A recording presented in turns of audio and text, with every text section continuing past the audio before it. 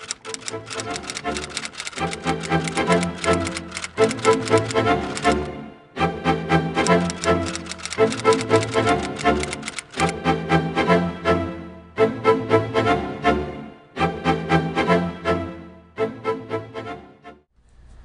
always been thin most of my life. When I was in elementary school, I used to get called Skin and Bones, you know, mean names like that, Bag of Bones. Yes, I have always been thin. I was a dancer since I was 2, as I said in my last video. I have always been really athletic, cheerleading, dance, lots of sports, and my mom is a nutritionist and my dad's a trainer, so everything is health orientated. I would eat my mom at a house and home. Anytime I went over to friends' houses, I was the one having like thirds and fourths. Like, I loved eating. I couldn't put on weight. I've always been kind of active, and I think that along with my fast metabolism, it was just hard to put on any weight. Pretty much, yes. I mean, growing up, I was always kind of made fun of for having chicken legs and called the bean pole, which wasn't really fun, but I kind of just learned after a while, like, this is me, I have to accept it. I've always been really thin. Both of my parents are really, really tall and thin, and so, yeah, I just inherited good genes.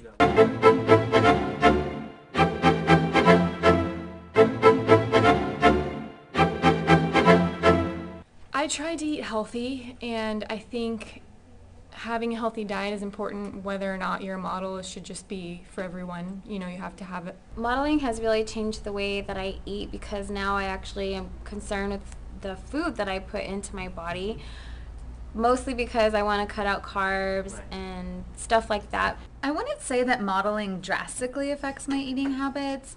I think that I'm definitely more, I guess, aware of my eating habits now. I would say modeling doesn't really affect my eating habits, considering I work out a lot and I dance and I'm very athletic, but it does definitely make you think before you start shoving a whole box of donuts down your face.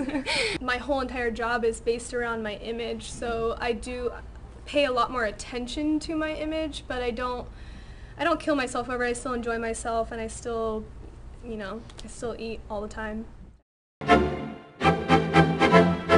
I do work out. I work out a lot more now than I ever have. It's definitely a lifestyle that I want to keep. I can tell that I don't work out. When I look at my pictures, I'm my own worst critic, and I see a lot of things that I would like to tone up or lift or cinch in, so I'm definitely going to start. Yes, I do work out. I work out a minimum of 4 times a week. I try to work out every day, especially during the summer. It's a lot more dance classes and fun stuff. I work out. Actually, I don't. I try to tell people that I work out just because I've received really negative feedback when I tell people I don't. It just like fuels hate. But I am fairly active. I like to take my dog for a walk, and I have stairs in my house, if that counts. I wouldn't say that I'm like crazy with workouts, but I do exercise pretty much on a daily basis. And I usually go on YouTube and find, like, I frequently visit Body Rock TV. I don't know if you're familiar with that, but they do quick workouts that are sometimes under like even 15 minutes, and it's just push-ups, sit-ups, kind of stuff like that. Yes. So.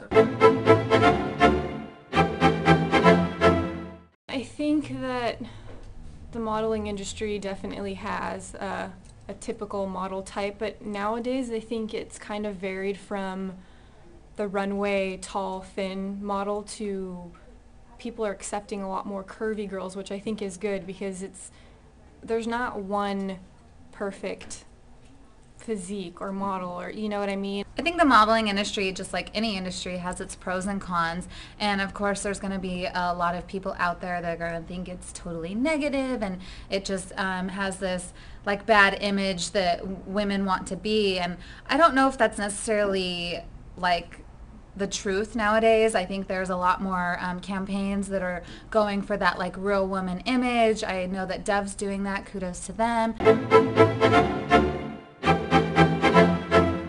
I think all people in general at some point in their life have struggled with self-esteem, or there's been something about them that they didn't like.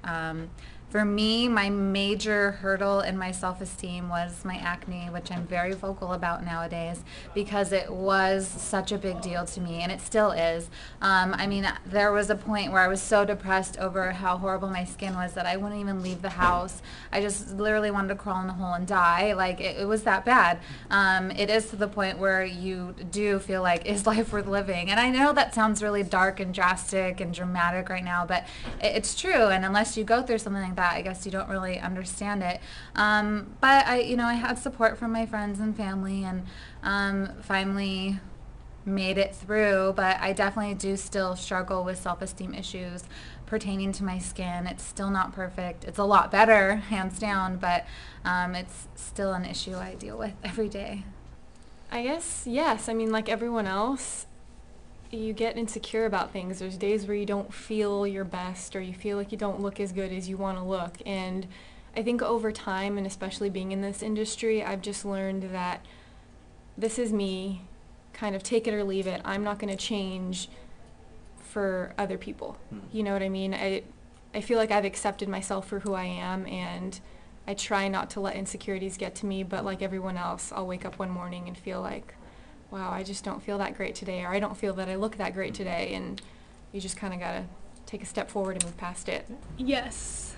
I have had my fair share of insecure days and my self-confidence. I mean, it's every girl has it. It's not, just girls who think that they're ugly or girls that think that they're fat or whatever. It's people in general, you have to really work on your confidence on yourself, and you're going to have those days where you don't feel confident and you don't have good high self-esteem. High school was a big time where I felt really self-conscious, extremely self-conscious, and as I've gotten older, I've kind of grown out of that and found my own independence as a woman and kind of found perfection in my imperfections.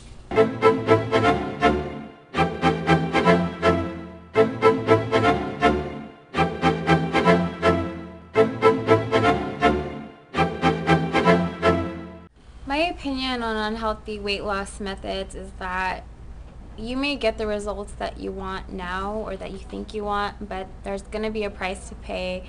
Usually it's going to be your health at some point in the future, whether you see that immediately after or down the line in the future. I mean, you could deplete calcium or eat up your muscles inadvertently.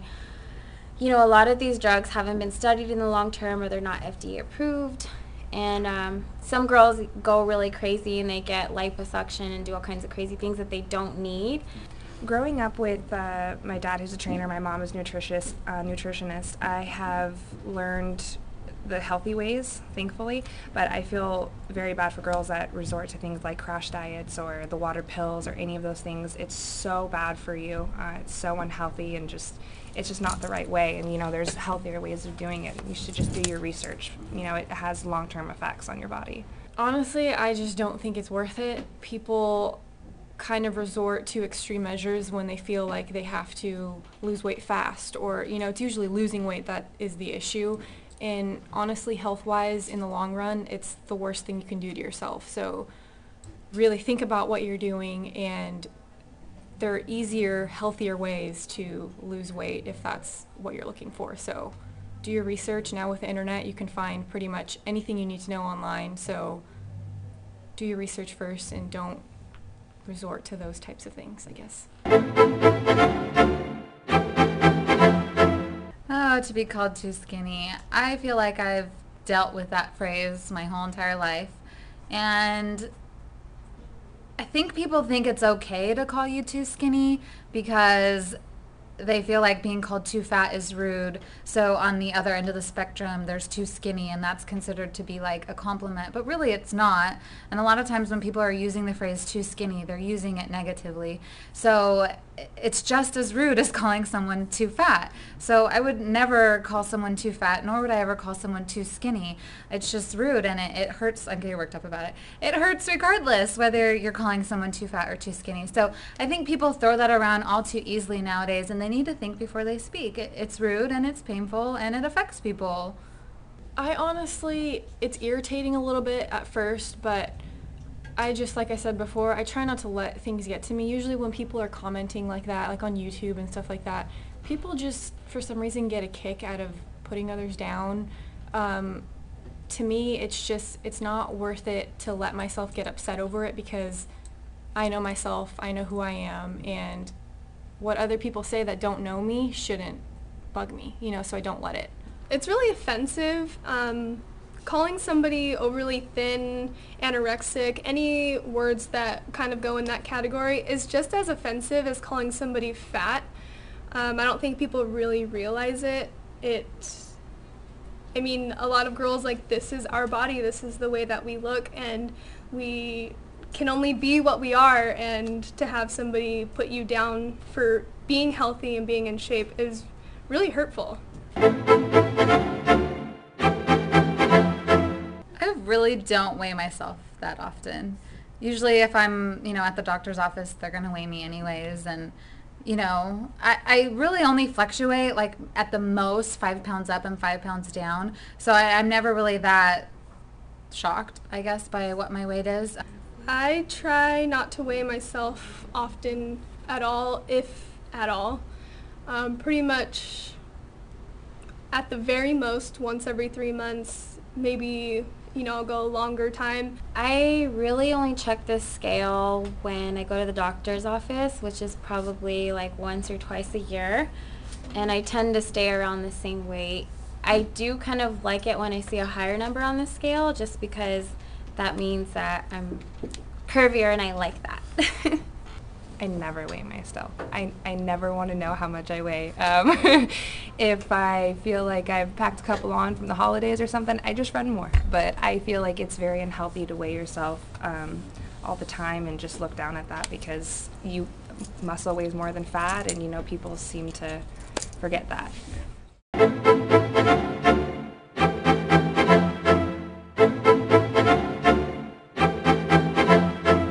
I actually have two things. First, they're kind of minor things, but when I was in high school, I thought it would be really cool to gauge my ears and have big plugs in my ears. So the aftermath of that is having saggy earlobes, which is not cute. So if I could go back in time, I'd definitely do that over and not gauge my ears, because it's not worth it. So if anyone's thinking about it, don't do it. And also my feet. I feel like I have big feet, and my whole life I've always thought I had really big feet. So if I could change that, I would. Down a few sizes. I've always felt that I had really, I don't even know how to phrase this because it's going to sound so silly to other people. I've always felt that I had kind of chunky thighs. Or I'd say I'd either want, like, I have pretty lean legs, so I do like my legs. I guess like my upper thighs are like the part that I would change. Or I would really like a booty. I would like to have a butt. I would definitely want more curves. Because I am small framed and skinny, I seriously lack in the curves department. Sometimes I feel like a prepubescent boy. So, I would really love fuller hips, bigger butt, thighs. That's my ideal body. So you girls that already have that, props to you. It would probably be my nose. That would be the only thing. Since I've broken it so many times, it would be amazing to be able to breathe and smell and all of those things. But for the most part, I'm happy. I try to not dwell on things like that. If I had to choose one thing to change, I really don't know what I would choose. I'm sure in the long run there would be maybe several things that I could really choose on. Just off the top of my head, I hate my feet. I hate my toes with a passion. Like, people have always made fun of me and said I had Flintstone feet. So I've just always hated wearing certain sandals and stuff because I think my feet look funky. But I also still to this day don't like my rib cage. I don't think you can even do anything to change that. But even like when I have a few more pounds on me, it still shows. It's just something that sticks out all the time. What else? I don't like my knees. I don't like my armpits. I could keep going, but I mean, these are all things that, you're just born that way. So what are you going to do?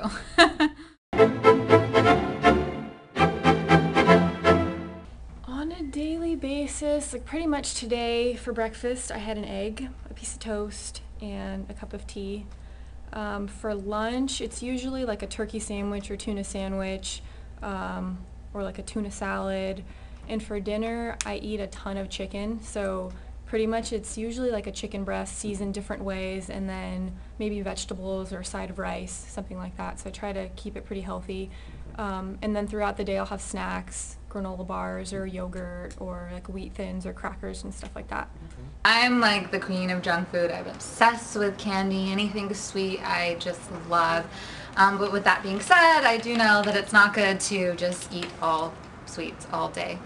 So I do try to find like naturally occurring sweet things. I love fruit. I really didn't like fruit as a kid, so I think now I'm trying to make up for lost time, and I eat like any fruit I can get my hands on. Apples, melons, berries, I love it all.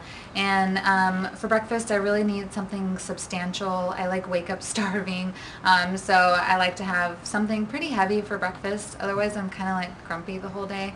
So it's definitely the most important meal for me. On average, I eat healthy, I'd say 80% of the time, and then 20% of the time I eat whatever I feel like. I am definitely a huge food person. If you've watched any of the videos on our YouTube channel, you see that I like to cook and eat cupcakes and all those good things. My meals probably vary upon my mood or what time of month it is.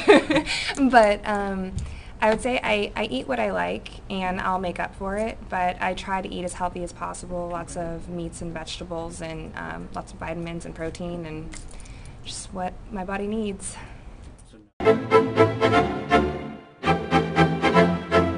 Definitely try to get in shape. Put exercise into your regimen, not just so you can look good, but so you can feel good, because exercise and good eating habits are important to your whole health as a human being. It's not just for your looks. You're going to feel better, you're going to have more self-esteem, more confidence.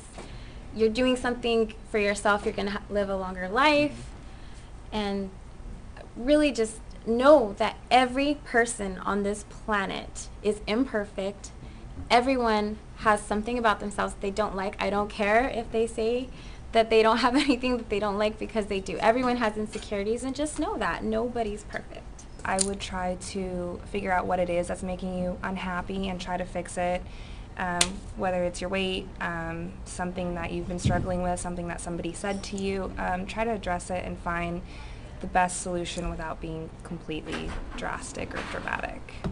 First of all, let me tell you that you're normal. I think everyone at least once in their life has not liked the way that they look.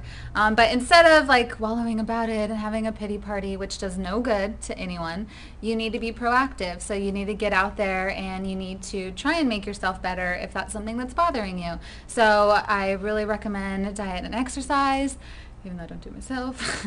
But you will feel a lot better, not only by the way you look, but the way you feel inside, and that's just going to, you know, just have this snowball effect where when you start feeling better physically, you may look better physically, and then mentally you're going to feel better, and it's just all over a really positive process. So I think you need to be proactive and be positive and work towards goals. Set yourself goals. Start small, but as long as you write it down and you're working towards that goal, you will feel better about yourself.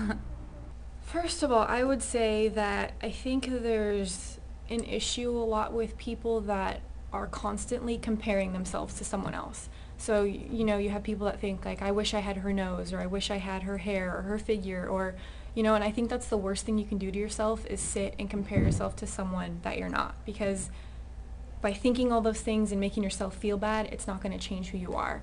So from personal experience, it may take a while, but you just really need to accept who you are and really love yourself, because you can't function in life and love other people until you're taking care of yourself and loving yourself first. So I would say that obsessing over the way we look and how beautiful other people are, it's not, like, in the grand scheme of things, it's not really that important in life to really be so obsessed with how we look and to talk down on ourselves. We really should be staying positive and finding the beauty within ourselves, because other people see it. You know, you could ask any one of your friends, they will tell you probably 9 times out of 10 that they wish they could have what you have. There's something that you have that somebody else likes about you. It could be your smile, it could be your body, it could be your hair, you know, and you just totally overlook these things because, you know, you read the magazines and you see all these photoshopped girls that don't even look like that in real life, and you put these such high standards on ourselves. And I think girls just need to stay positive and, you know, like, just smile, wake up, you're alive, you have so much to live for. Life is such a beautiful thing, and I think we just really need to embrace all the positivity that we can.